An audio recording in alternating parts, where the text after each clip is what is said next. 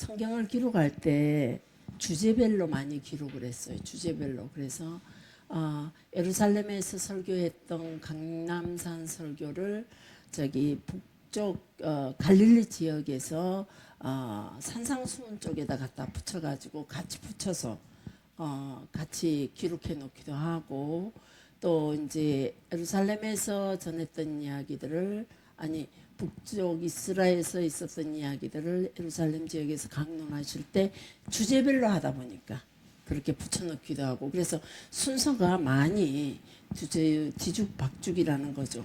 순서로 주제별로 기록하다 보니까 잘못됐다 틀렸다가 아니라 주제별로 기록했다는 거. 그런데 이제 요한은 사건을 따라 기록을 합니다. 사건을 따라 기록하되 주로 이제 예루살렘을 중심으로 기록했었고, 마태, 마가, 누가는 주로 북쪽 갈릴리 중심으로 기록을 했다는 겁니다. 누가가 상당히 그 전체적인 시간대별로 따지면은 주로 가장 정확한 시간들이, 그 중에서도 그래도 가장 정확한 시간인 것 같고, 그다음 요한복음이 이런 것 같고, 마가는 주제별로 하다 보니까 시간대별이 서로가 맞지 않다는 거. 그래서 그런 것들을 이제 공부하면서 이렇게 줄을 세워서 가는 겁니다. 이제 마태에서 처음에 제가 중심으로 나가다 보니까 여러분이 읽었던 성경이 읽어지네, 이 이야기는 주로 요한복음을 순서로 기록해 놓은 것들입니다.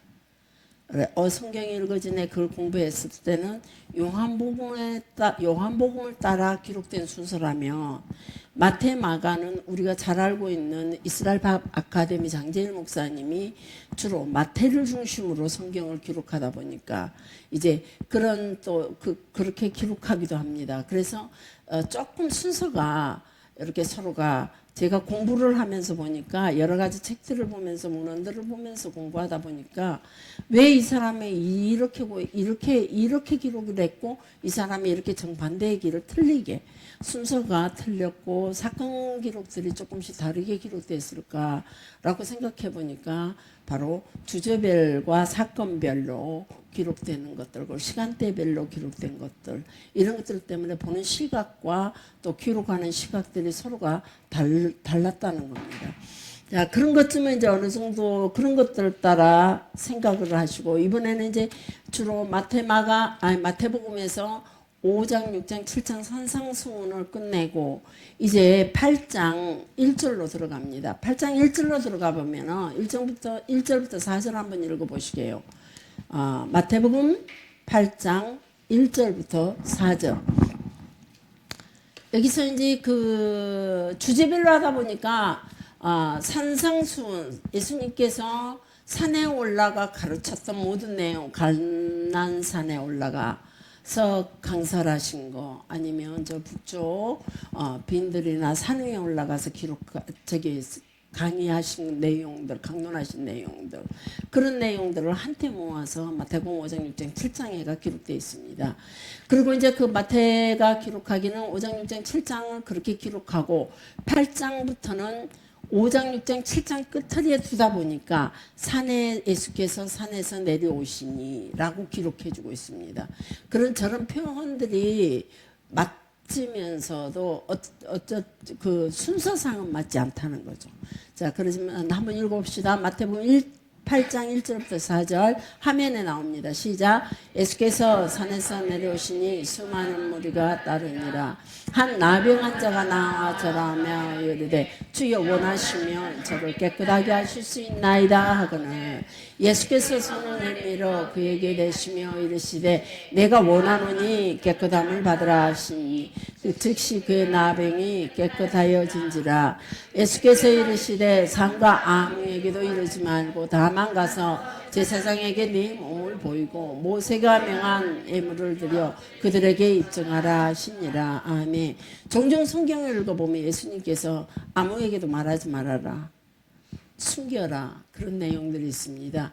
왜 그러냐면 그 내용들은 아직 예수님이 전체적으로 자신을 드러낼 때가 안 됐기 때문에, 당신은 무엇 때문에 왔느냐 하면은 이 땅에 기적과 이적을 베풀러 온 것이 아니라 오직 죄인들을 위하여 십자가에 죽으시기 위하여 오셨고, 그걸 입증하기 위해서 3년이라는 시간 동안 하나님께서 하시는 일이, 내가 하고 있는 일이 바로 아버지의 일이고 하나님의 일이라는 걸 보이시는 그런 입증의 일 사역으로 이제 어떤 3년 동안 하나님만이 하실 수 있는 일들을, 하나님 권한에 있는 일들을, 사람으로서는 할 수 없는 일들을 그때의 시절에서 할 수 없는 그런 일들을 예수님께서 행하십니다. 그래서 그런 것들이 기적과 이적으로 드러나는 것이죠.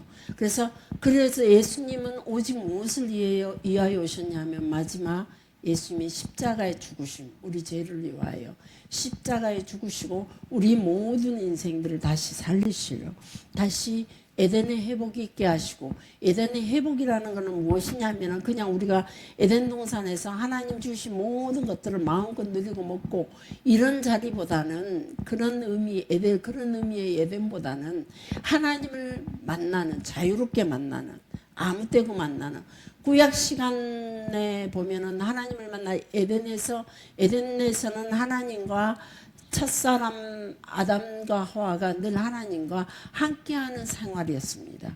그런데 아담과 하와가 죄를 지으며 부끄러워했고 그걸 감추어야만 했고, 그 하나님 앞에 감히 설 수가 없는 겁니다.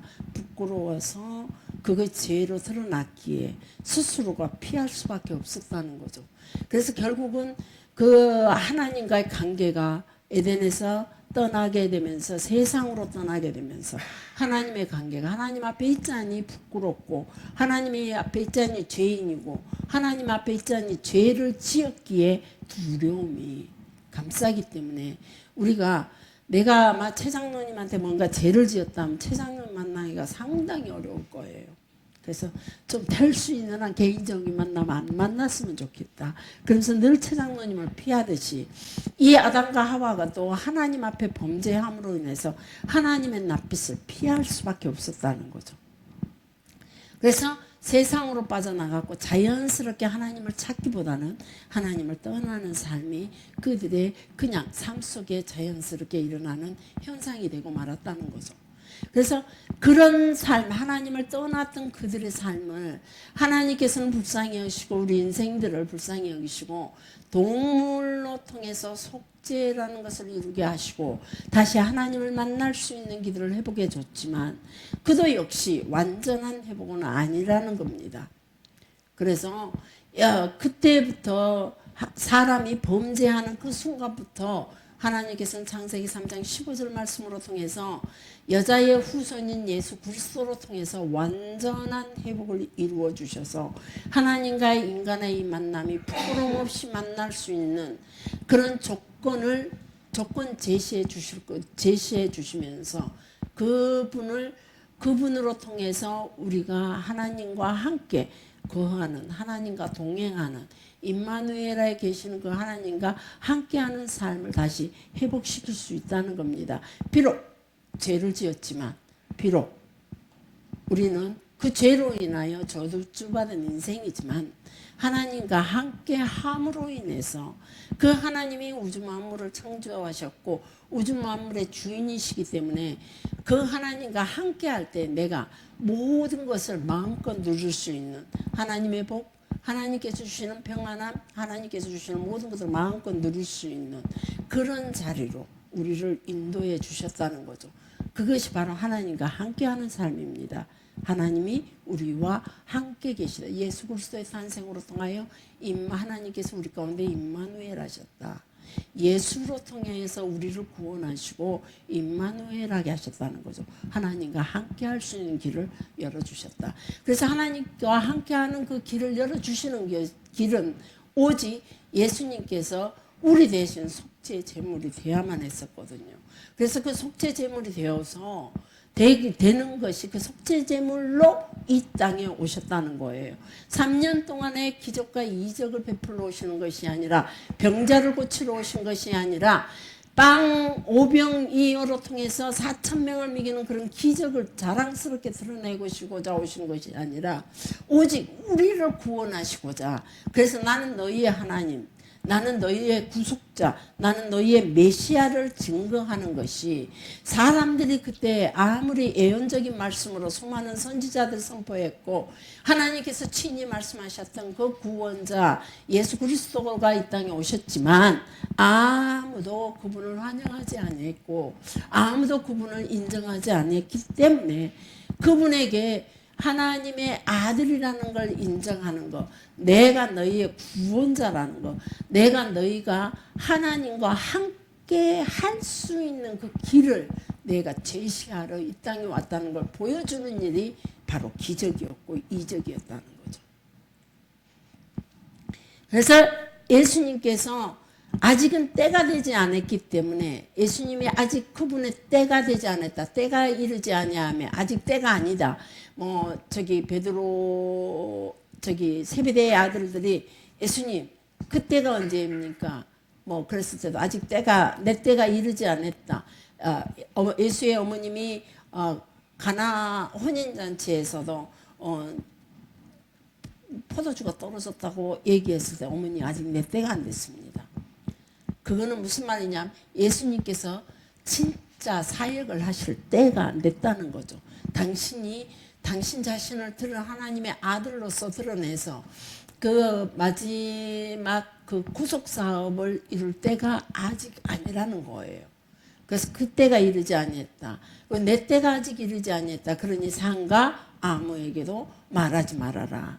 그래서 기적과 이적으로 인해 너무나 많은 수많은 사람들이 먹는 것 때문에, 병 고치는 것 때문에, 유기의 일들로 그렇게 따라다니고 있기 때문에 예수님께서 그런 것들을 잠시 이렇게 때가 이르지 아니했다, 그래서 아무에게도 말하지 말아라, 이런 단어들을, 이런 말씀들을 하셨던 것 같아요.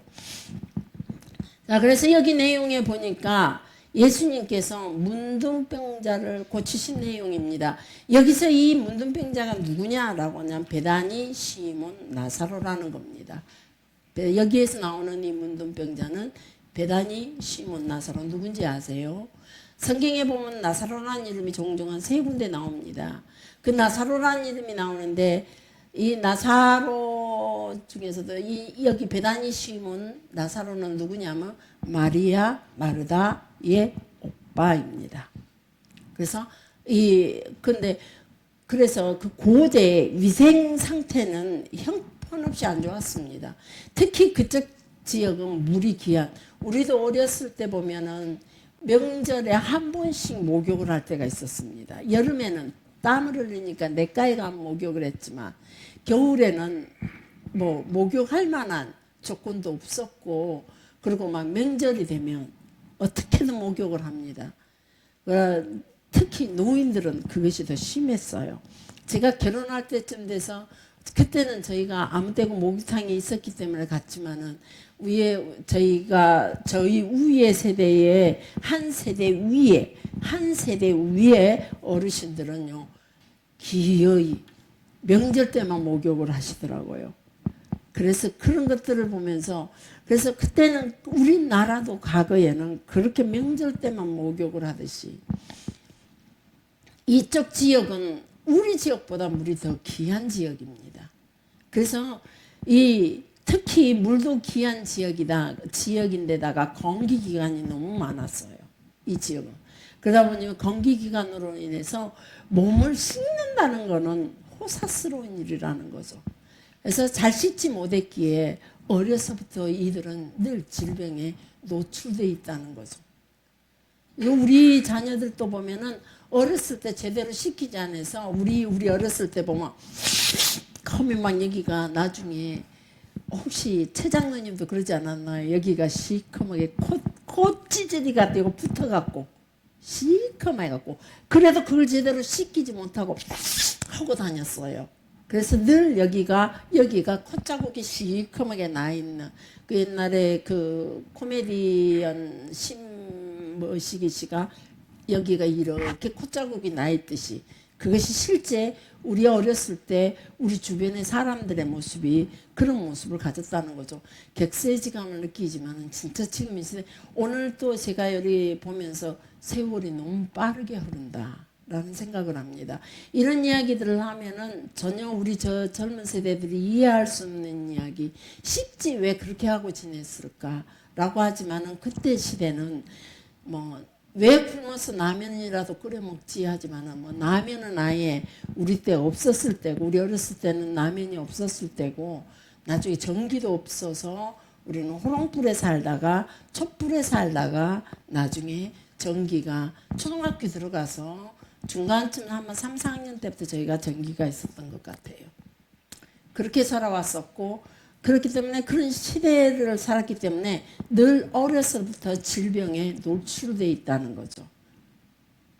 그래서 오늘날은 전혀 문제가 되지 않지만은 그때 당시는 피부과, 그러니까 피부병, 아니면 안과 질환, 또 뭐 송화마비, 중이염 등 이런 병들이 전부 다 씻지 못하는 것들 때문에 계속 누적돼서 나중에 큰 병으로 나타난다는 거죠. 그것이 개인적인 질병뿐만 아니라 저도 이제 감기가 들므로 인해서 막 계속 마스크를 한 걸음 걸어도 마스크를 쓰게 되고 예배 시간에도 마스크를 쓰게 돼요. 왜 그러냐면 공동체 때문에.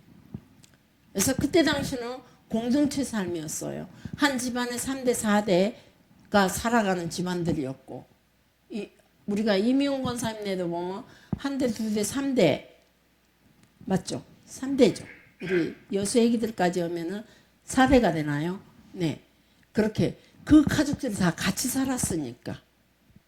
뭐 한 줄로만 세워서 간 게 아니라 막 큰 집 작은 집 할 것 없이 이때 당시는 완전한 공동체 생활이었기 때문에 누가 하나 질병이 걸린다 그러면 공동체에 막대한 영향을 끼치게 돼 있다는 거죠.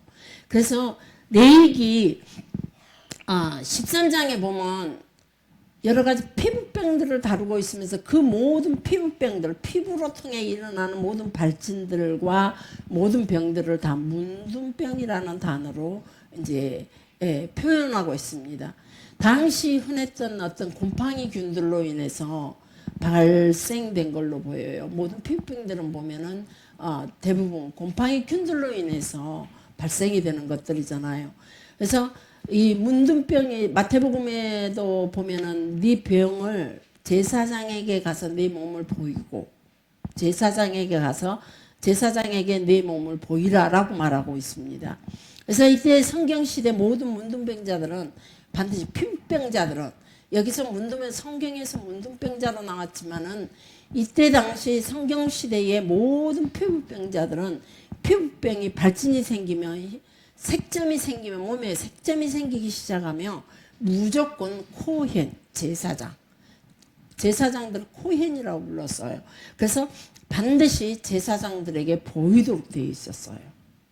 그래서 고대 모든 문둥병은 종교적인 문제로 인식이 되었습니다. 그래서 다른 사람들을 중상하고 비방하는 죄로 인식을 했답니다.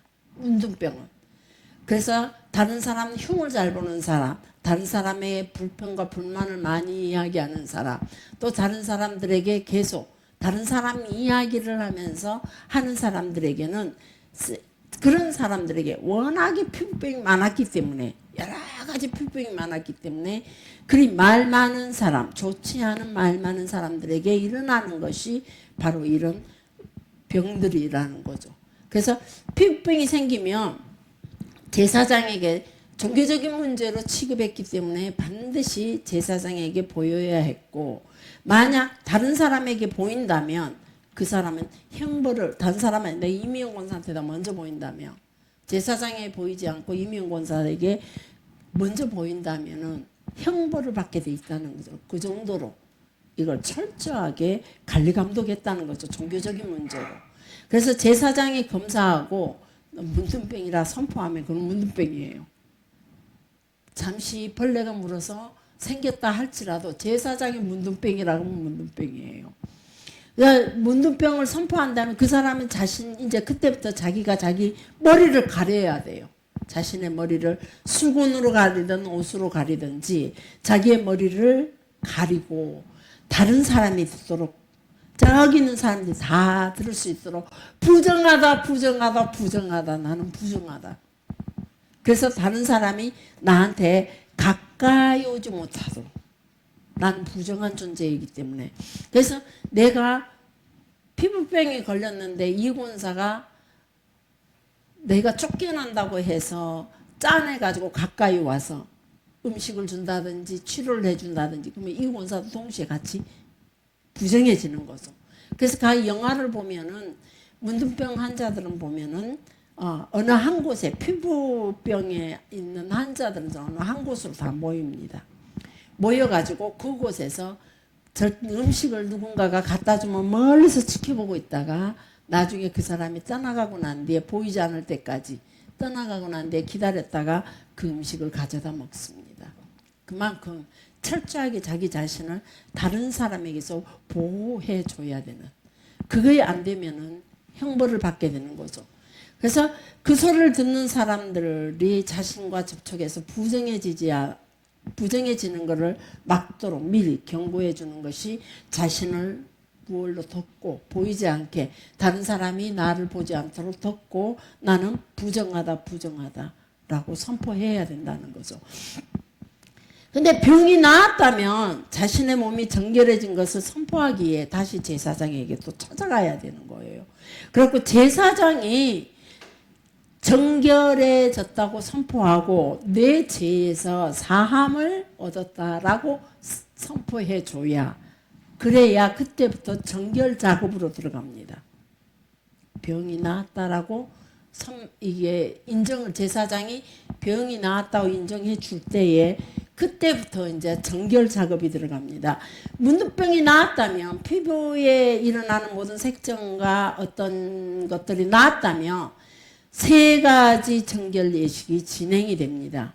그러나 그런 것들이 정결 예식을 진행할 때 모두가 물과 관련이 있습니다. 흐르는 물에 씻어야 되고 붉은 암송아지 물로 씻어야 되고 솟아나는 생수로 또 씻어야 되고 뭐 이런 물로 먼저 씻는 그런 물과 관련이 있다는 거죠. 그래서 물이라 그러면은 우리를 정결케 하는 거라는 거죠. 그들이 생각에 물은 우리를 깨끗게 하는 것이요 정결케 하는 것이라는 거죠. 자, 그래서 레위기 14장에 보면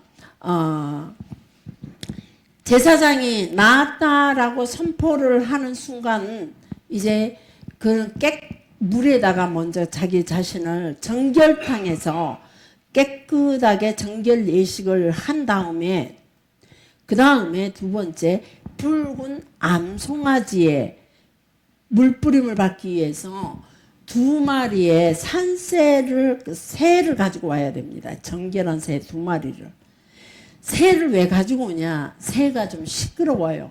집에 짖으면은 시끄러워요. 그래서 새가 시끄럽게 지저귀듯이 다른 사람을 중상하고 나쁜 말을 한 거에 대한 회개의 상징으로 새를 2마리 데리고 와서 제물로 드리는 거죠. 그 다음에 백향목을 가지고 옵니다. 백향목은 거만함과 오만에 대한 상징입니다. 백향목은.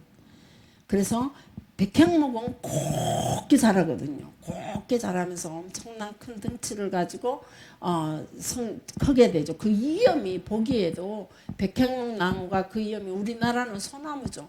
우리 이 남쪽에 있는 소나무는 아무것도 아니더라고요. 강원도로 올라가면 정말로 소나무들이 이염 있고 멋있고 와 대단하더라고요. 근데 이게 백향목은 우리가 가지는 소나무의 이염보다도 더 웅장하거든요. 그래서 이 백향목은 거만함과 오만함에 대한 회개의 상징입니다. 그래서 백향목을 가지고 오는 것은 내가 회개합니다. 내 교만함과 오만함을 회개합니다. 내가 교만했기 때문에 오만했기 때문에 이미영 권사 흉을 받고 이미영 권사에 대해서 계속 말을 했던 겁니다. 그런 회개죠. 그 다음 홍색실입니다. 홍색실은 붉은 염료를 채취하는데 저도 염색을 해봤는데 그 벌레가 있어요.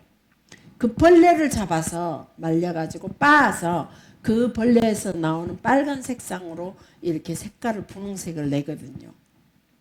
그래서 그 붉은 염료를 채취하기 위해서 잡혔던 벌레처럼 낮추고, 벌레는 아주 우리가 경이 여기는 어떤 창조물이잖아요. 그래서 벌레처럼 자기 자신을 낮추고, 나를 낮추고 겸손하겠습니다. 이 의미를 가지고, 이 의미로 홍색실을, 그 벌레를 잡아서 염료를 한 홍색실을 가지고, 그 다음 마지막 우슬초를 가지고 옵니다. 그래, 그것이 겸손의 상징입니다. 이런 제물들을 가지고 제사장에게 가서 정결하다 선포를 받고, 선포를 받으며 율법에 따라 즉시 이 머리털을 싹 밉니다. 우리 이 집사님은 뭐 밀 필요가 없지만 최장모님은 밀어야 돼요. 싹 밀고 7일을 기다립니다. 7일 동안 깨끗함이 여전히 이제 7일 동안 머리까지 다, 머리속까지 다 밀어버리는 거예요. 왜 그러냐면 머릿속에 감춰진 피부의 색점마저도 다 드러나야 되니까. 그래서 머릿속에까지도 이만한 것 하나 색점이 보이지 않고 7일 동안 기다려봤더니 깨끗하다 이 말이에요. 그래서 깨끗한 것이 확인되면은 그때는 이제 수염도 밀고 눈썹까지도 다 밀어요. 다 밀고 정결탕에 들어갔다가 마치 물로 씻어서 자기 자신을 새롭게 태어난 아기처럼 정결한 몸으로 나오게 된다는 의미를 가집니다. 정결탕. 성전에 들어가면, 예루살렘 성전에 들어가면 성전 옆에가 양쪽으로 뺑 둘러서 디귿자로 정결탕이 막 엄청 많아요. 그래서 매 절길 때마다 사람들이 하나님을 만나러 왔을 때 그 정결탕에 먼저 들어가거든요. 그 정결탕에 들어가서 물로 먼저 나를 깨끗이 씻어서 정결한 다음에 제물을 가지고 성전 안으로 들어가거든요. 이게 그래서 먼저 물에서 그렇게 정결한 몸으로 정결탕에 들어가서 물로 씻어서 마치 내가 새로 태어난 것처럼, 과거에 죽을 수밖에, 죄로 인하여 죽을 수밖에 없는 그런 병에 걸렸었지만 이제는 아기처럼 새롭게 태어났습니다. 그런 의미를 가지고 이제 정결탕에 나옵니다. 그리고 또다시 8일을 기다립니다. 정결탕에 들어가 씻고 나서 또다시 8일을 기다려요. 괜찮은지. 그래서도 괜찮으면 그때에 또다시 속죄 제물과 번제물과 속건제, 이런 제물들을 또 준비합니다. 이때는 흠없는 어린 암양 한 마리와 올리브 기름 한 노구, 고운 가루를 10분의 3 에바 이렇게 섞어서 소제물을 할 수 있도록 이 제물을 준비를 하고, 그 다음에 2마리의 흠없는 순양 2마리를 가집니다. 흠없는. 그리고 1년 된 암양 1마리 준비합니다. 1년 된 암양 1마리. 그래서 이것들을 제물을 드려서 완전하게 정함을 선포받은 사람에게 이 제물을 드려서 피를 받아서, 이 피를 오른손에 받아서 왼손에 받아서 오른손으로 찍어서 이렇게 뿌립니다. 그리고 제단에 먼저 뿌리고 이 미영의 모든 죄가 다 사해졌다는 것, 다 나섰다는 것은, 육체의 질병이 나섰다는 것은 죄가 다 사함받았다는 증거거든요.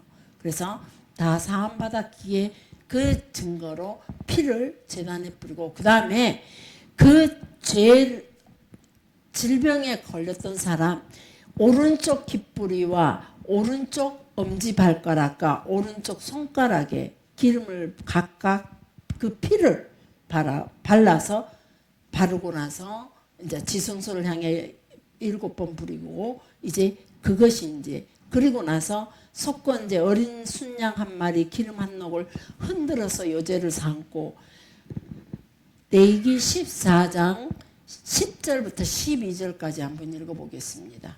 14장 10절 시작. 여덟째 날에는 그는 흠없는 어린 양 2마리와 1년 된 흠없는 어린 암양 1마리와 또 고운 가루 10분의 3 에바에 기름 섞은 소재물과 기름 한 녹을 취할 것이요. 정결하게 하는 제사장은 정결함을 받을 자와 그 물건들을 회막문 앞 용 앞에 두고 어린 순양 1마리를 가져다가 기름 한 녹과 아울러 속건제를 드리되 여호와 앞에 흔들어 요제를 쌓고 또 13절 그 어린 순양 거룩한 장소 곧 속죄제와 번제물 잡는 곳에서 잡을 것이며 속건제물은 속죄제물과 마찬가지로 제사장에게 돌릴지니 이는 지극히 거룩한 것이니라. 아멘. 자, 전에도 한번 말씀드린 적이 있습니다. 하나님 앞에 감사제를 드린다든지 여러분들이 예를 들자면 뭐 승진을 했다든지 결혼식을 했다든지 아니면 이제 어떤 잔치가 있어서 우리 교회에 이제 제물을 드리되 떡으로 내가 감사한 조건을 가지고 우리 전교인들에게 떡을 나눠 먹게 되죠. 하나님 앞에 감사의 힘을 따로 드리고 전교인들과 따로 또 이렇게 떡을 나누기도 합니다. 그것을 반드시 제사장이 먹어야만 감사의 완결이 되고 속죄제물 내가 잘못했습니다. 용서해 주세요. 하라고 하나님 앞에 속죄제물 드리는 것 속건제물도 역시 반드시 제사장이 먹어야만 제사의 완결이 됩니다. 이번에 떡이 그 바나나 떡은 맛이 괜찮았어요. 근데 무슨 떡이죠? 꿀떡이 너무 달더라고요. 그래서 목사님에게 제가 그랬어요. 여보 너무 달아 먹지 마 그랬더니 드시지 마세요 그랬더니 아니야 내가 먹어야 드린 자의 제물의 완공이야. 그러면서 반찬을 있는 대로 종류별로 다 갖고 왔더라고요 목사님이. 이게 그래서 제가 참 감사해요. 그 모습을 보면서 우리의 그것도 마음이잖아요. 목사님의 마음이 교인들을 향해서 어떤 마음인지를 제게 보여주는 거죠. 그래서 그게 너무 감사했어요. 반찬을 드시지도 않는 반찬까지도 갖다 놨더라고요. 딴 때는 갖고 오지도 않는 반찬을 이렇게 감사절이나 부활절 때 교인들이 갖고 온 걸 뭐 일일이 하나하나 다 갖고 왔더라고요. 먹지도 않으면서 드시지도 않으면서 뭐 들어 갖고 왔어요. 주세요. 제가 먹을게요. 그러니까 아니야 내가 먹어야 돼. 그러더라고요. 반드시 제사장이 먹어야만. 그래서 여기도 역시 마찬가지입니다. 문둥 병자, 뭐 어떤 병자든지 속죄함을 얻고 드린 제물은 반드시 제사장이 먹어야만. 반드시 제사장에게 돌릴 것이며 제사장의 목으로 반드시 돌려야만 그 제물이 완결이 된다는 거죠. 하나님께서 완전히 받으시는 제물이 된다는 겁니다. 그리고 이제 가난해서 이렇게 많은 재물을 드리지 못하는 사람들은 어떻게 하냐 이 말이죠. 그런 사람들은 속건제로 어린 순양 1마리와 소제로 고운 가루 10분의 1 에바에 기름을 섞어야 되기 때문에 기름 한 녹 그리고 번제로는 산비둘기 2 집비둘기 2 이때 당시 비둘기가 아주 쌌거든요. 비둘기 2 하나는 속죄제물로 하나는 번제물로 이렇게 해서 드립니다. 그래서 8일째 이제 7일이 지나고 8일이 지나고 나서 이런 제물을 드리고 정결함을 받은 자 오른쪽 깃불이 엄지발가락 엄지손가락에 피를 바르고 제사장이 기름으로 왼손바닥에 부어서 기름을 찍어서 여호와 앞에 제단에서 7번 뿌리고 남은 기름은 정결함을 받은 자의 머리에다가 다시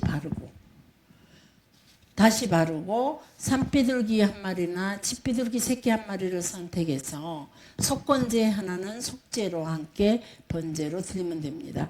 그러므로 인해서 남을 비평하고 수군거리던 죄의 무게를 이런 제사법으로 통해 해결을 하게 하는 거죠. 왜 이렇게 복잡하게 하나님께서 이런 제례 방법을 선택하게 했을까? 우리 지금 이 시대는 죄를 너무 쉽게 용서를 해버려요. 그러다 보니까 우리도 죄에 대한 회개가 너무 쉬워버리고 아무것도 용서를 하지 않으면 회개에 특별한 장치가 없어도 용서를 하지 않는 자가 오히려 죄가 되는 시대가 지금 이 시대인 것 같아요. 도저히 이미용 권사가 내게 용서받지 못할 잘못을 했어요. 그럼 이미용 권사는 반드시 나한테 와서 잘못했다가 용서를 빌어야 돼요. 그리고 그 용서의 제물을 하나님께 드려야 되고, 그리고 나는 그를 용서해야, 그리고 나서 나도 그를 용서해야 돼요. 용서를 해주고, 거기에 대한 반드시 피해 보상 제도대로 피해 보상을 해야 되고, 하나님 앞에 또 죄의 용서에 대한 속건 제물, 그리고 속죄 제물. 속건 제물은 사람과의 관계 속에서 지어는 그런 제물들 다 제물로 드리고, 또 하나님과의 관계 속에서도 이미용 권사의 나와의 관계 속에 그 죄의 허물도 용서를 받아야 돼요. 하나님 앞에서. 그리고 그걸 제사장으로 통해서 그걸 용서의 선포를 하게 하고, 저 제사장이 반드시 먹어서 그 제물을 먹어서 용서의 선포를 하게 하고, 그리고 나서 이렇게 용서가 됐다라고 완결을 짓는 이유가 뭘까? 이렇게까지 하는 이런 죄의 용서하는 예식을 복잡하고 어렵게 만드는 것은 죄에 대한 경각심을 주기 위해서라는 거죠. 지금 우리 이 대통령께서 지난번에 한번 말씀하셨는데 보니까 세금을 뭔 잘못한 사람들에게 무조건 벌금을 무조건 많이 때려라. 그냥 벌금을 때려놔야 똑같은 회사에서 아니면 어떤 개인적으로 그런 똑같은 죄들을 벌금이 많아야만. 근데 그 이유를 저는 충분히 알 것 같아요. 지금 우리 청소년들도 보면은 있잖아요. 그 어린애들, 미성년자, 초법소년들이라고 그러죠. 그 죄에 대한 대가를 묻지를 않으니까 나는 해보려면 해보라는 거죠. 나의 죄를 캘라면 캐고 따지려면 따져보라는 거죠. 그리고 그 부모조차도 그 책임을 지지 않죠.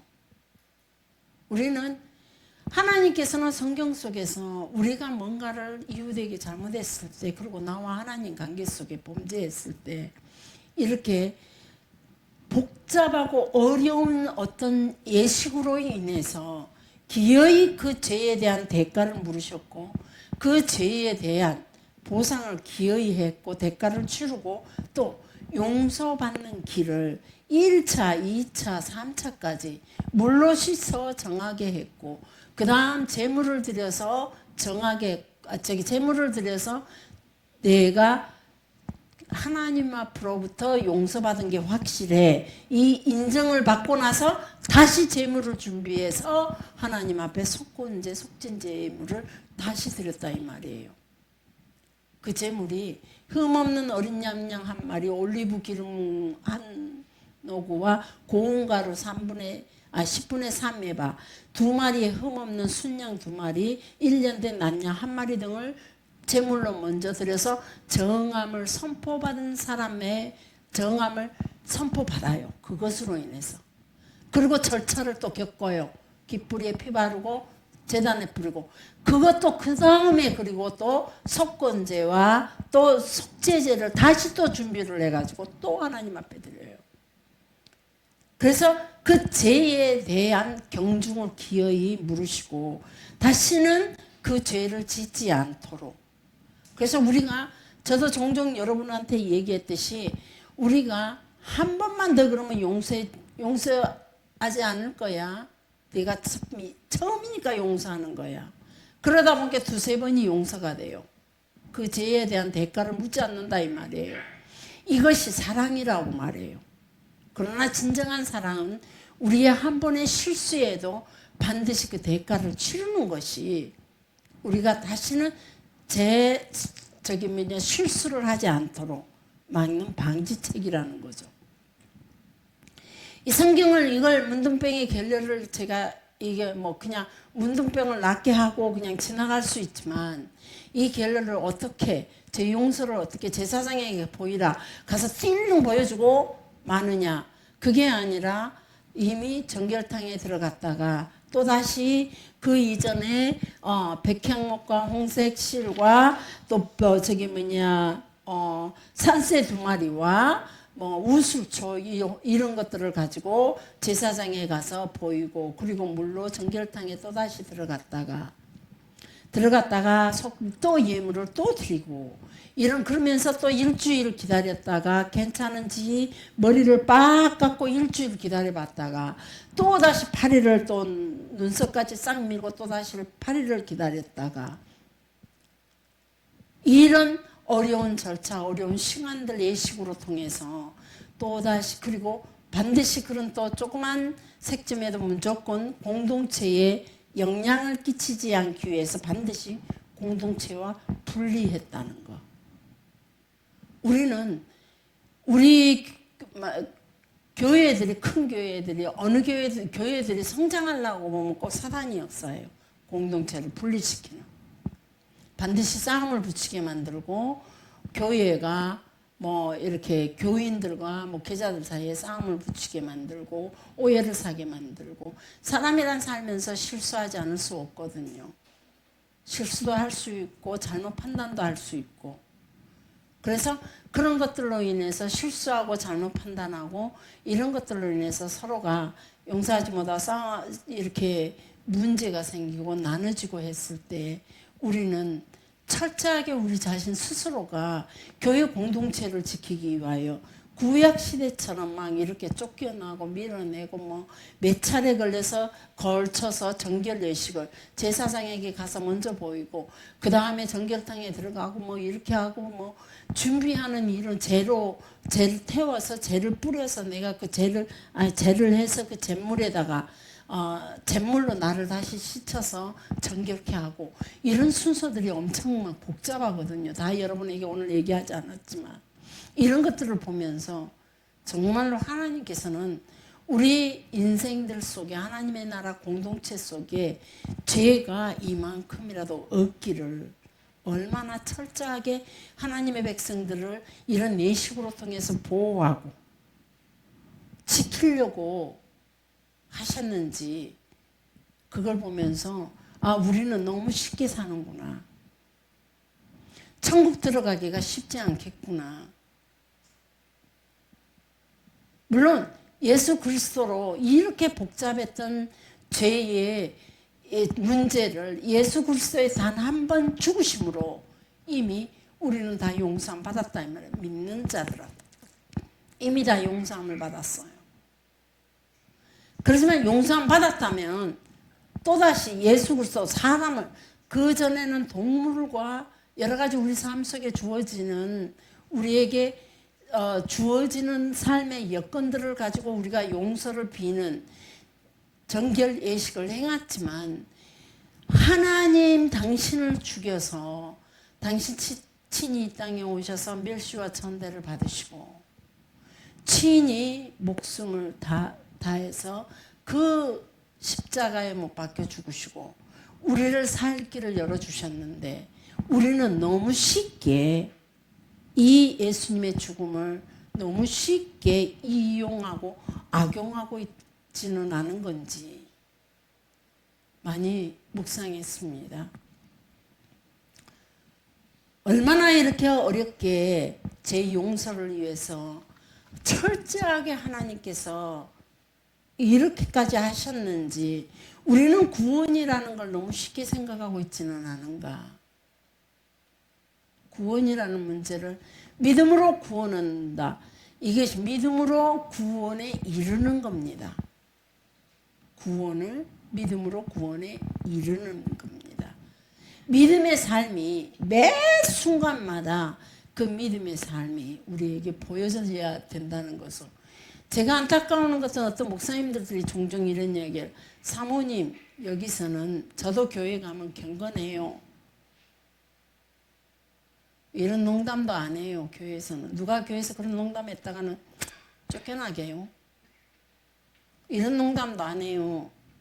그런데 여기는 좀 쉬는 장소잖아요. 우리 놀러 왔잖아요. 이런 소리를 하면은요, 저는 기가 막혀요. 거기는 하나님이 없나요? 우리는 매 순간마다 여러분들 마찬가지예요. 화장실 하나님이 안 계시나요? 우리가 깊은 바닷가 끝자락에 있다 할지라도, 땅속 깊은 곳에 있다 할지라도 하나님 아니 계신 곳이 없고 늘 나와 동행하신다는 거죠. 임마누엘, 함께하고 계신다는 거죠.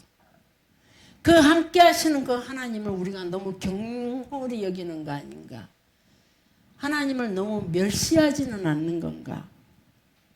매 순간 이 순간에도 내가 지금 하나님을 내가 말하는 순간 하나님을 경히 여기는 태도는 아닌지, 내가 지금 행하고 있는 일, 감정을 드러내는 모든 일에 내가 아니면 나의 말을, 내가 추구하는 것들을 자꾸 드러내는 일에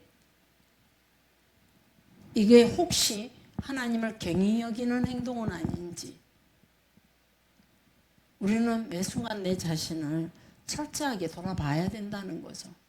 결국은 행위로 우리의 믿음이 드러나야 된다 이 말이에요.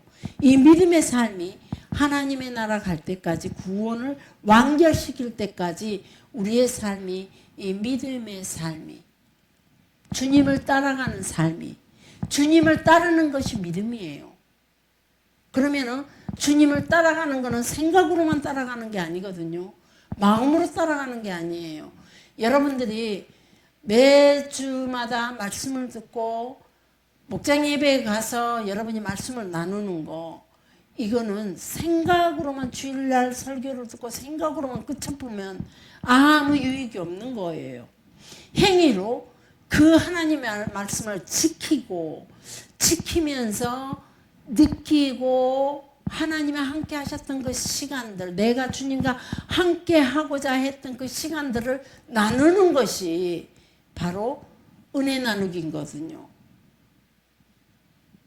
그래서 하나님의 말씀은 우리의 생각으로만, 믿음이라는 것은 대부분이 무엇이 문제냐 하면은 믿음이라는 단어는 생각으로 끝쳐버리고 만다 이 말이에요.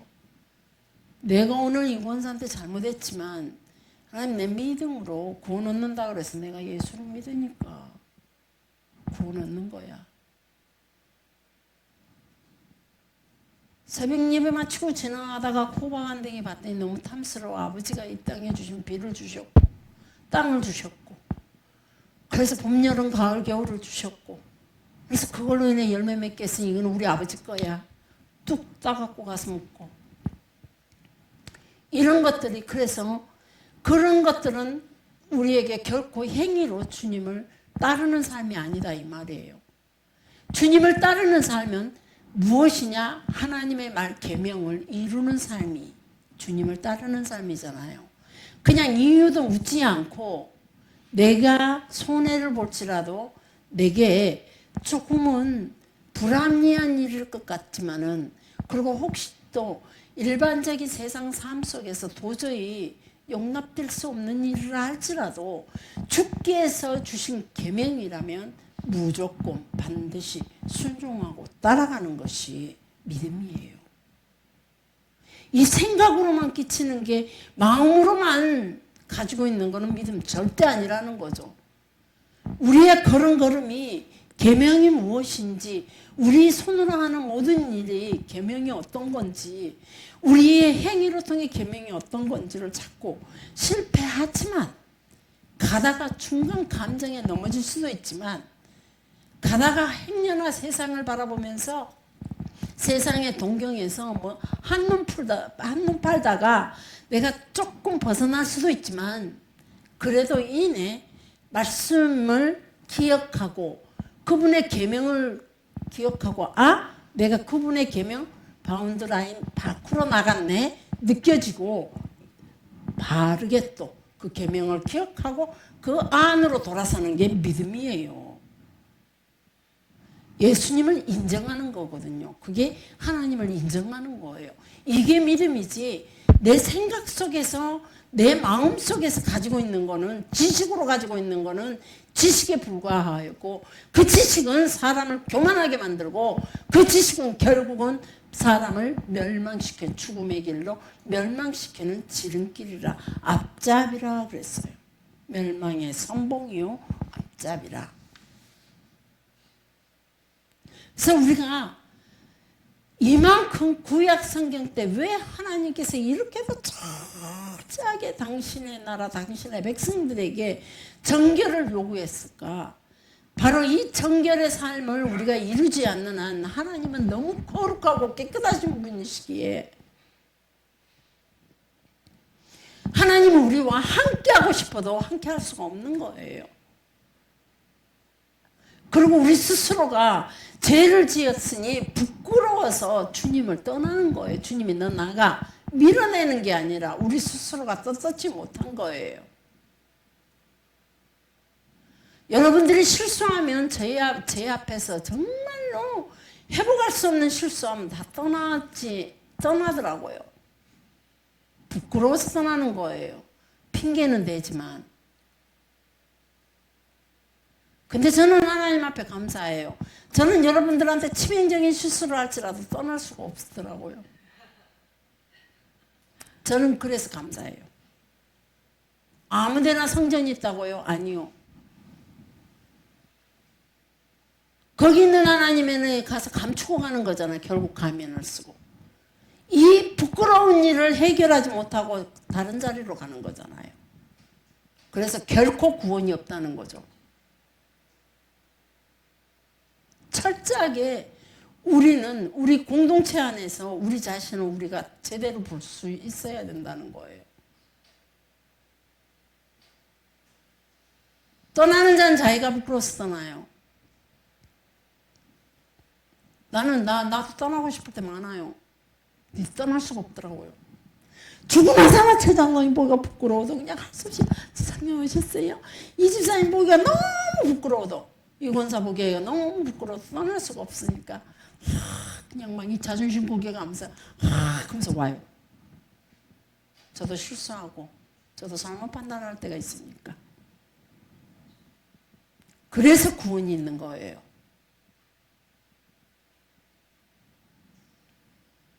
그래서 하나님을 만날 수 있는 거죠. 에이씨, 다 보기 싫어. 내가 이렇게 부끄러운 괜히 내가 막 최장로님 때문에 내가 이렇게 됐고 그냥 이 집사님 때문에 내가 된 거다 때문에 내가 이렇게 됐어. 이 교회 안 나가고 말지 뭐 다른 교회 가지 뭐 가면은 결국은 그게 해결 못하는 거예요. 끝내 그는 죄의 짐으로 해결치 못한 죄의 짐으로 우리에게 남겨져 있다는 거예요. 그래서 구원이 없어요. 그것만 빼고 나머지 다 용서해 주시나요, 하나님이? 아니라는 거예요. 철저하게 이렇게 한 겹, 두 겹, 세 겹, 네 겹으로 회개의 죄에 대한 책임을 물으시고 이거는 제 표현이 책임을 묻는다는 거예요. 하나님께서는 우리를 위하여 정결의 작업을 이렇게 많이 하시는 거예요. 정결의 작업을. 아멘입니다. 하나님은 우리를 정결의 작업을 이렇게 많이 하신 거예요. 제 표현으로 죄의 책임을 져야 된다는 거죠. 이 정도로. 수군거린 죄의 책임이요.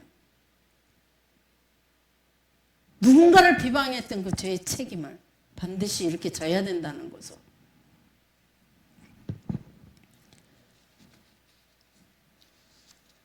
그래서 문둥병은 남을 비평하고 수군거리는 죄의 무게로 죄에 대한 그 대가로 피부에 병들이 왔다라고 생각을 해요.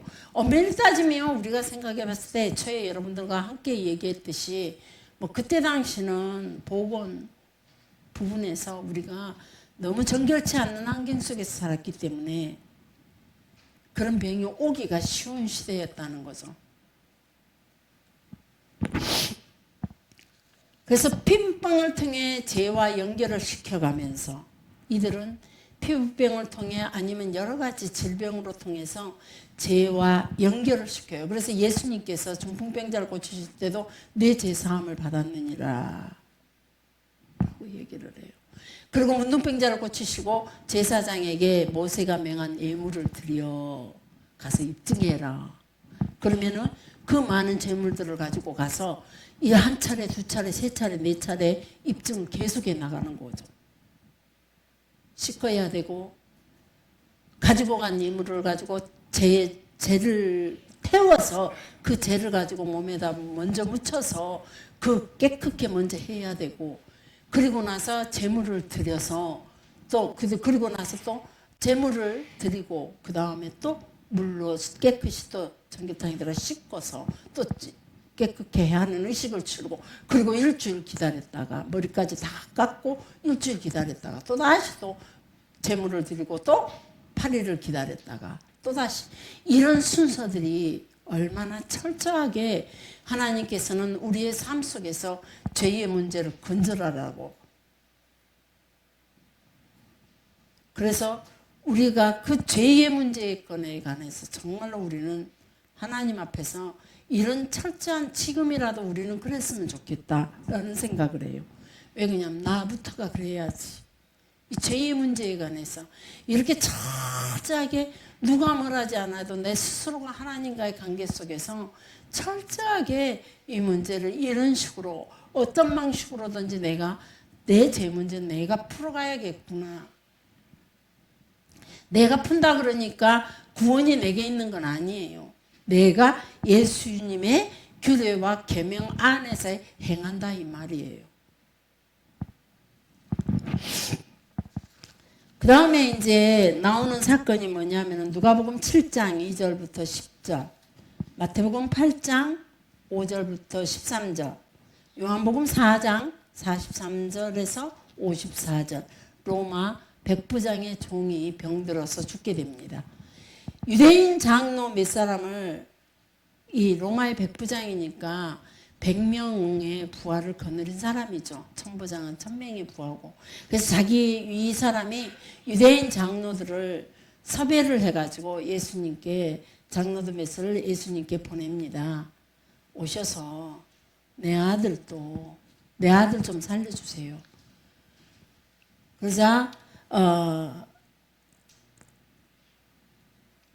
누가복음에서는 유대인 장로 몇 사람을 예수께 보냈다라고 얘기하고 있고 마가복음에서는 가버나움에 들어가는 한 백부장이 친히 와서 자기 아들에 대해서 간구했다라고 말하고 있고 요한복음에도 왕의 신하가 그의 아들이 그러니까 왕의 신하는 왕은 누구냐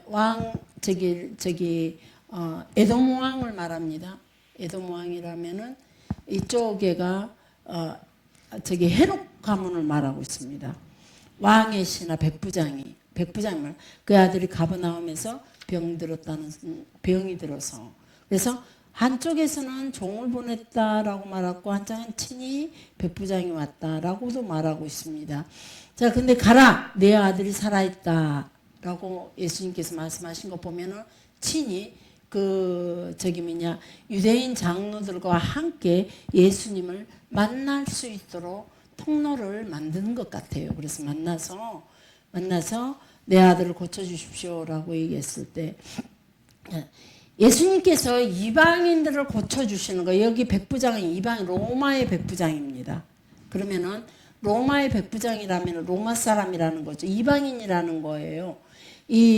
로마의 백부장이라 해서 로마 사람이냐 아니면은 또 그 외에 다른 이방인들도 많아요. 그래서 구태여 막 로마 사람이다라고 말할 수는 없지만 좌우지간 이 성경에서는 예수님께서 이방인들을 고쳐주신 기록이 흔하지는 않지만은 이방인 고쳐준 내용들이 꽤 돼요. 수로보니게 여인이라든지 또 하여튼 여러 가지 성경으로 구약에도 마찬가지고 신약에도 이방인들에게 어떤 하나님의 능력이 신의 은사들이 나타나는 것이 꽤 된다는 거죠. 근데 그것들 보면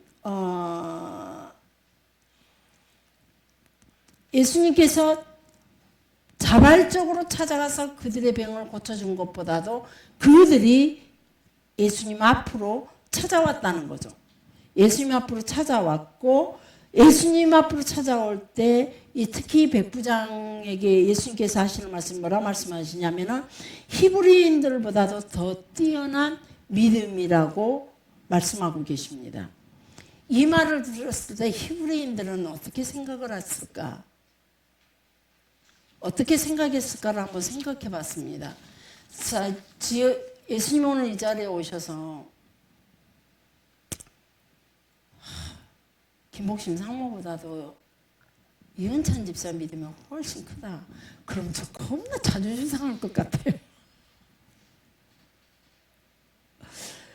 김복심 상무보다도 네 목회자들보다도 이미영이 네가 믿음이 더 좋구나. 그러면 저 엄청 자존심 상할 것 같아요. 그래서 제가 그 믿음이 하나님 앞에 항상 여러분에게 얘기했듯이 나는 여러분들보다도 한 걸음 앞서가야지. 너무 많이 가기엔 내가 나를 아니까.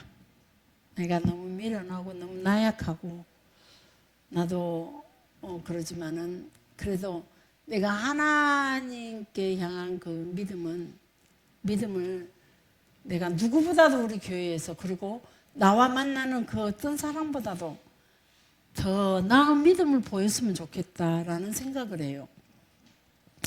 목사님이 이번 부활절을 치르고 나서 어젯밤에 그러시더라고요.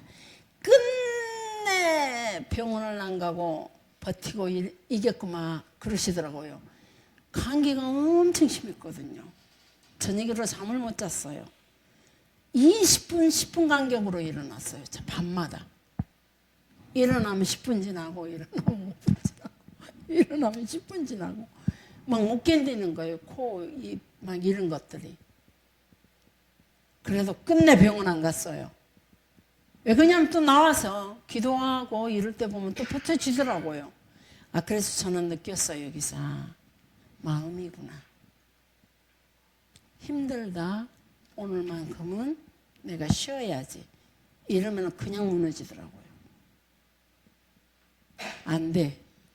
내가 그래도 누구보다도 하나님 앞에 내가 그래도 최근모 장로님보다 내가 5분 더 보여야지 하나님 앞에. 5분만 더 앉아 있어야지. 그리고 내가 살아온 기본적인 내 어떤 상황 가운데서 내가 살아온 내 하나님 앞에 보였던 그 자리만큼은 기어이 손해보지 않고 버텨야지. 그 자리를 지켜야지. 그러고 나니까 이겨지더라고요. 사랑하는 성도 여러분, 하나님 앞에 우리 손해보지 맙시다. 우리가 철저하게 구약시대처럼 용서를 위해서 이렇게 겹겹이 쌓여진 그 정결의 제도로 규례로 통해서 하나님께서 철저하게 우리에게 정결을 요구하시고 이 시대 속에는 예수님을 따름으로 인해서 그를 믿음으로 인해서 따름이 아니야 그를 믿음으로 예수님을 믿음으로 인해서 그 믿음 속에가 우리의 생명도 있고 우리의 삶도 있고 나의 건강도 있고 나의 죽고 사는 문제가 그분에게 있다는 거죠. 그래서 내가 이 상황에서 하나님 전에 간다고 해서 내가 이 상황에서 부활절에서 조금 빠진다고 해서 오래 더 원래 삶보다도 더 오래 살 것이냐 아니면은 조금 더 건강이 좋아지면 얼마나 더 좋아질까? 그냥 있는 모습 그대로 죽게 드리자. 주께서 여기까지만 살아라 그러면 여기까지만 살고 내일까지 살아라 그러면 내일까지 살고 100살이 넘게 살아라 그러면 100살 넘게 살 것이고 그냥 이런 생각으로 그냥 주님께 내 생명이 있다. 내 삶 전체가 주께 있다. 그래서 하나님 앞에 무작정 따라가는 거죠. 그냥 그분의 규율 아래 내가 하나님의 눈 밖에서 벗어나지 않기 위해서 그냥 무작정 어떻게든 뒤처지지 않고 내가 따라가는 삶이 돼야지. 이것이 제가 믿음을 지키는 거예요. 규례, 수많은 규례와 수많은 법도가 있지만 그걸 일일이 기억하고 내가 지키는 것이 아니라 그냥 하나님 눈 밖에서 내가 벗어나지 않아야지. 어떻게든 주님이 가신 그 걸음을 내가 조금씩 따라가야지. 뒤처지지만 않아야지.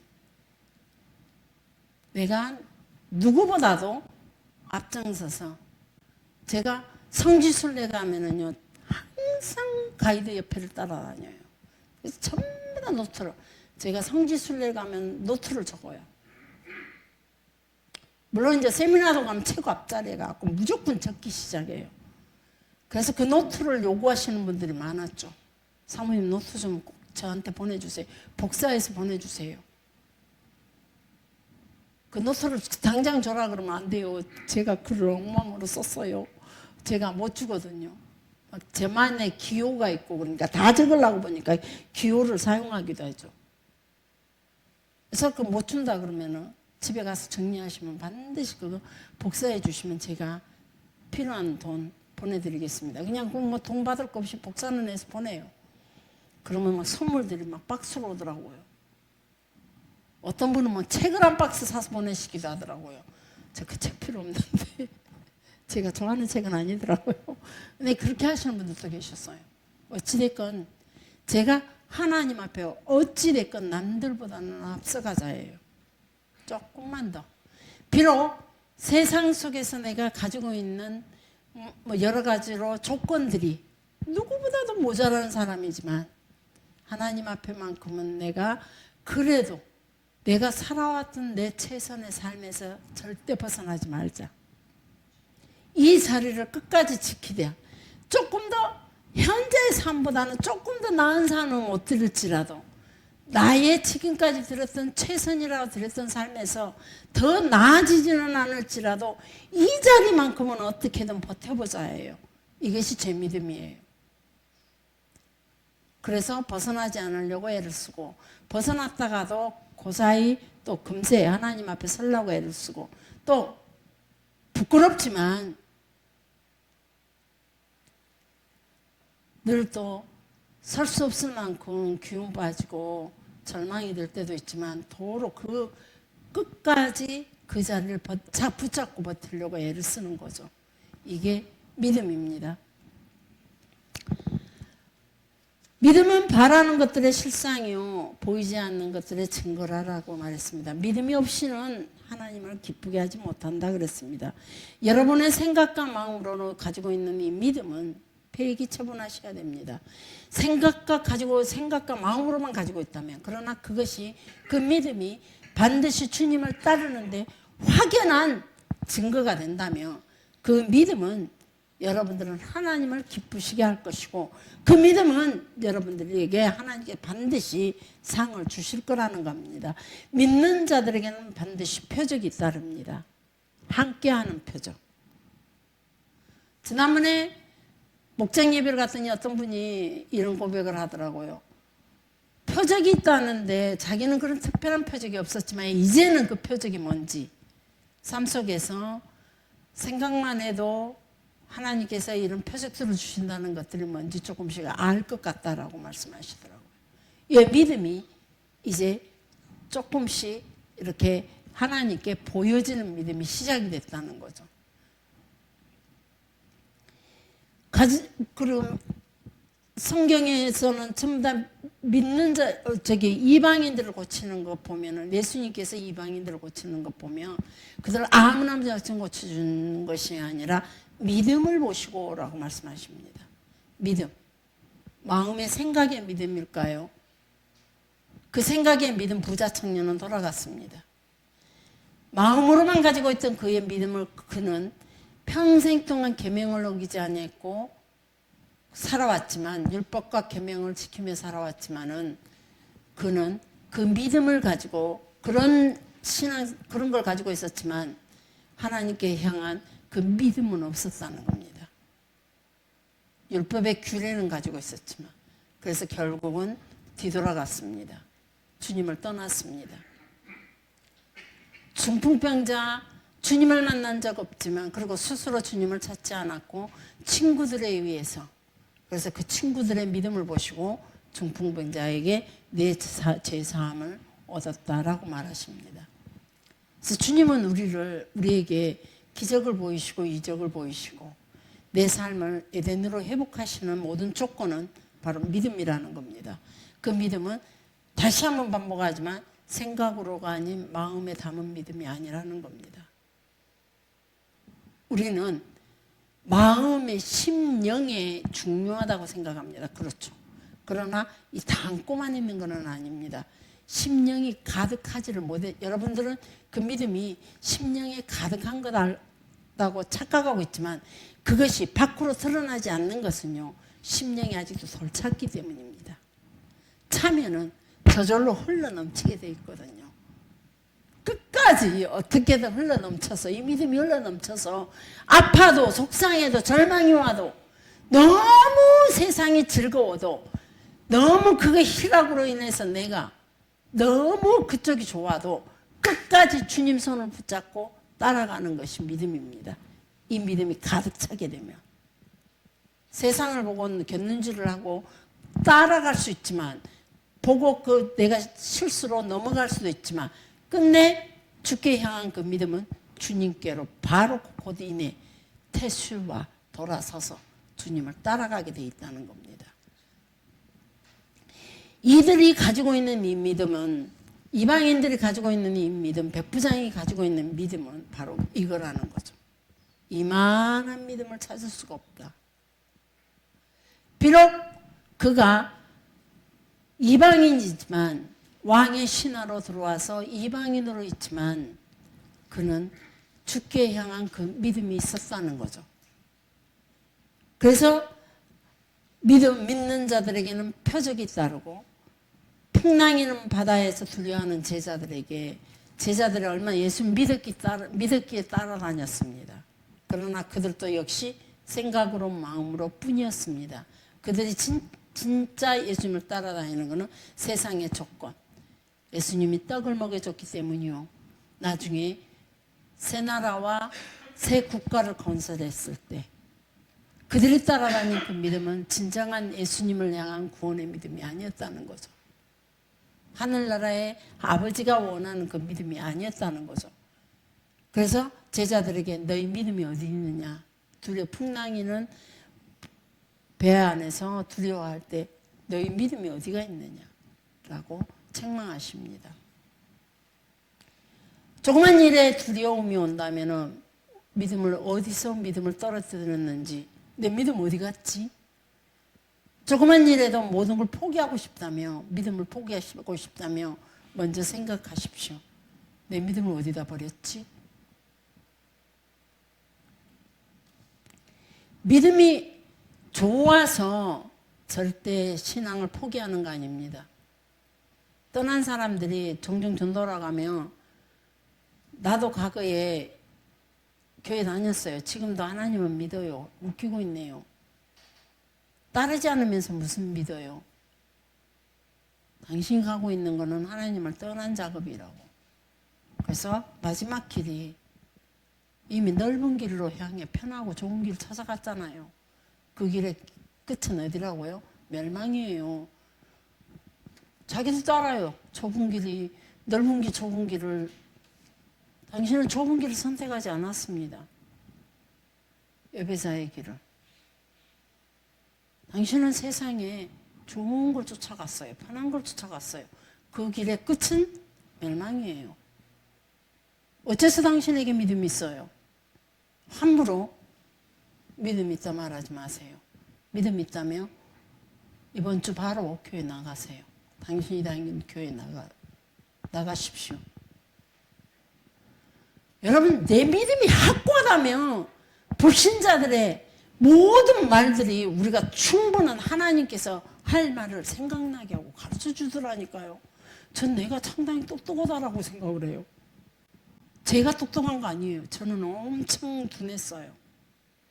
순진하다는 이 미명 아래 가장 미련한 자였어요. 근데 하나님께서 이 믿음이라는 것을 제게 가르쳐 주시면서 그런 게 불신자들의, 세상 사람들의 조롱과 비판에 충분히 뭐든지, 단지 내가 더 싸움이 커질 것 같으면 입을 다물 뿐이지, 좀 기다렸다가 내일 찾아오지, 나보다 더 센 사람 데리고 가야지, 이런 조건으로. 나보다 센 사람이 있어요. 인상파들. 그 사람들 데리고 오면 든든하더라고요.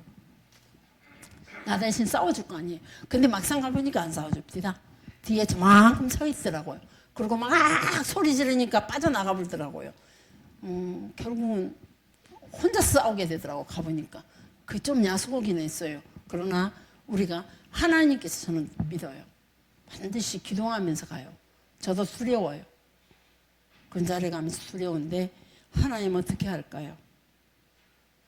나의 어리석음으로 나의 미련함으로 하나님의 영광 가리지 않게 해주시고 하나님의 이염이 나의 어리석음 때문에 수치가 되지 않게 해주세요. 그래요. 저는 그런 기도를 참 많이 해요. 믿음이 없는 자가 되지 말고 믿는 자가 되라. 요한복음 20장 27절에 그래요. 너희는 믿음이 없는 자가 되지 말고 믿는 자가 되라. 이 말씀을 하시는 예수님의 마음이 얼마나 답답했을까요? 마음을 굳게 하여 믿음에 머물러 있어라. 이게 우리의 모습으로 믿음에 머물러 있어야 돼요. 생각과 마음으로만 끝나는 게 아니라 우리의 몸이, 우리의 삶이, 우리의 모든 인생이 믿음 안에 머물러 있어야 돼요. 기억하시기 바랍니다. 깨어 믿음에 굳게 서서 남자답게 강건하라. 우리는 깨어 있어야 돼요. 믿음에 머물러 있기 위하여 늘 우리의 생각을 깨야 돼요. 편안을 얻고자 하는 거, 안위를 얻고자 하는 거, 인생의 욕심을 얻고자 하는 모든 곳에서 우리를 깨트려서 내가 주를 향한 그 믿음 안에 서 있어야 돼요. 두려워하는 모든 것들에서 깨트려서. 복음은 하나님의 의를 드러내는 것이고 믿음으로 믿음에 이르게 하여 오직 믿음으로 의인이라 칭한다라고 말씀해 주고 있는 거예요.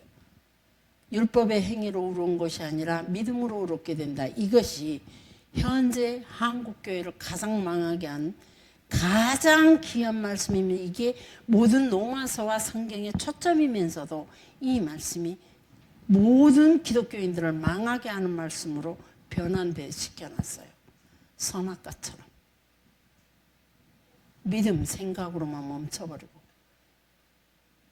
그들은 하나님 앞에도 제대로 서지도 못하면서 그분을 따라가는 삶이 못 되면서 믿는 자라고 외치고 있죠. 그래서 기독교인들이 욕을 먹고 있는 거죠. 기독교인 교회가 있어도 흐지부지해지는 거고 교회다운 교회가 못 되는 거죠. 작은 교회일지라도 주께서 어느 교회를 귀하게 여기실까를 생각해 보세요.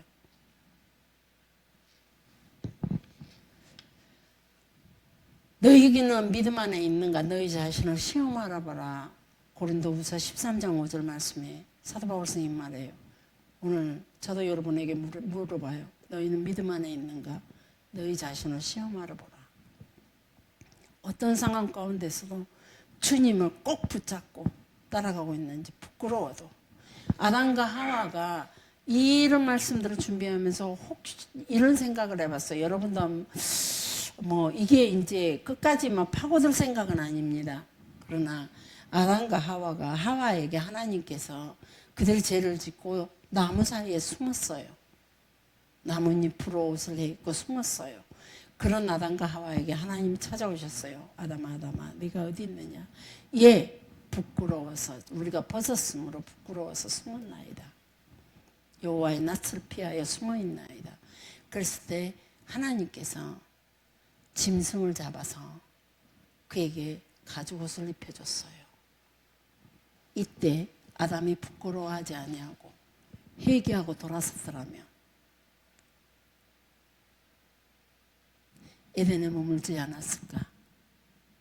결국은 가죽옷은 입기는 입었지만 그는 부끄러운 거예요. 여호와의 낯을 피하여 동편으로 멀리 떠났어요. 사랑하는 성도 여러분, 지금 이 우를 우리는 너무 많이 범하고 있다는 거죠. 예수 그리스도의 보혈의 피로 우리를 깨끗게 하셨는데 우리는 부끄러워 멀리 멀리 갔더니 처량하고 고나여 슬프고 또 외로워 정처없이 광야에 머물러요. 아무도 없나?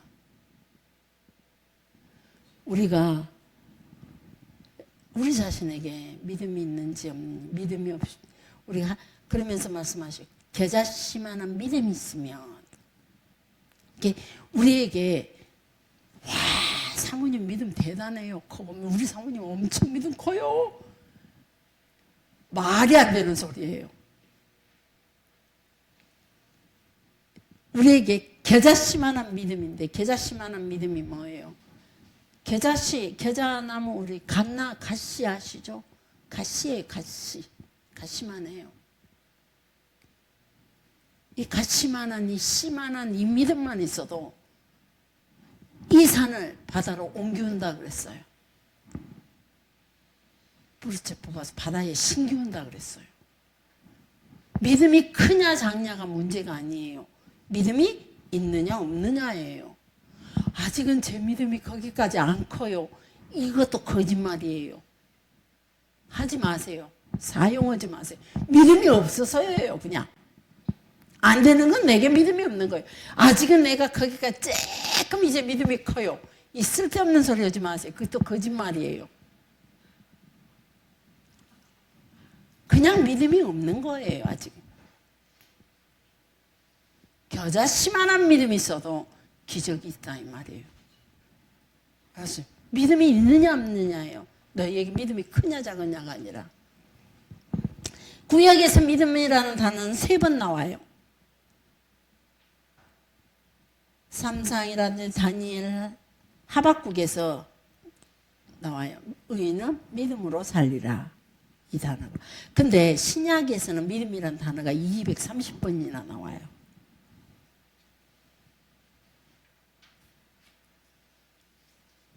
죄인된 인간들이 그 죄로 인해서 악해지면서 규례와 계명으로 거룩하게 하나님 앞에 설 수가 없는 거예요. 사기가 힘들어서요. 규례와 계명을 갖고 서다 보니까 맨날 이 죄가 생각나고 이 규례에 내가 제대로 적합한가? 안 되는 거예요. 이 계명에 내가 제대로 지켰는가 생각하면 안 되고 있어요. 그래서 우리는 하나님 앞에 서기가 너무 힘들어요. 그러나 그럴지라도 예수님만 믿게 된다면 예수님만 따라가면 되는 거예요. 내가 하나님의 규례 안에 설 수가 없지만 너무 부끄러워서 하나님의 계명 안에 설 수가 없는 거예요. 그런데 예수님께서 따라오라 그래서 예수님 못 따라잡고 따라갔더니 하나님 안에가 어느 순간에 내가 있는 거예요. 이 따르는 게 믿음이에요. 나는 너무 부끄러워서 하나님 앞에 설 수가 없어서 맨날 생각해보면 도저히 하나님 나라에 들어갈 수가 없어요. 부끄러워요. 장로님들 보기도 부끄럽고 나 때로는 그냥 성도들 보기도 부끄럽고 함께 살아가고 있는 내 가족들 보기도 부끄럽고 가장 나의 치부를 많이 보는 것이 가족이기 때문에 부끄럽고 그래서 내가 하나님의 사람이라고 말할 수가 없는 거예요. 그런데 예수님이 오셔서 야야 너 나 믿지? 따라와 따라와. 너는 들어올 수 없지만 내가 너 데리고 가면 돼. 따라와 따라와. 그래서 예수님 옷자락을 딱 잡고 부작정 예수님 따라갔더니 어느 순간에 하나님 안에 내가 와 있던 거죠. 이 따라옴이 믿음이에요. 우리가 이 믿음에 대해서 정확한 선이 서야 돼요. 생각 속에 믿음 속에 나도 하나님 믿어요. 하나님 천국이 있다는 거 지옥이 있다는 거 믿어요. 근데 지금은 내가 너무 부끄러워요.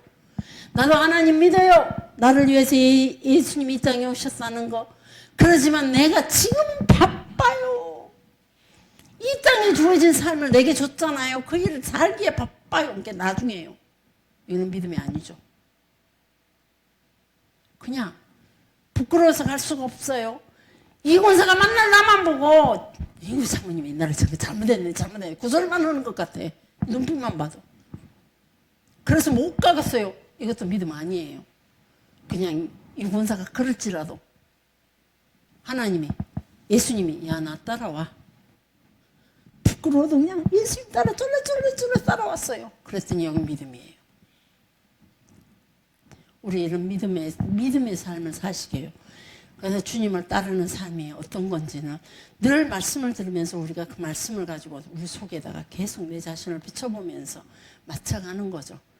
따라왔는 게 예수님을 따라가는 거는 내가 좋아하는 거 버리는 거. 내가 추구했다는 거 버리고 예수님만 따라오면 되는 거거든요.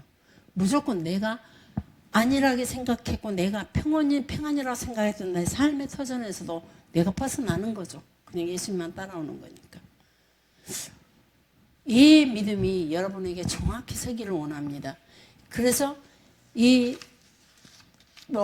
문둥병자다 고쳤을 때도 믿음이 너를 살린다. 소경이 눈을 떠서 모든 것을 봤을 때 예수님은 늘 내 믿음이 너를 구원했다. 내 믿음이 너를 죄사함 얻게 했다. 이 말씀을 계속 하십니다. 이 믿음이 얼마나 중요한지. 그들은 가만히 보면 예수님을 따랐다는 거예요. 시키는 대로 따랐어요. 부자는 따르지를 않았어요.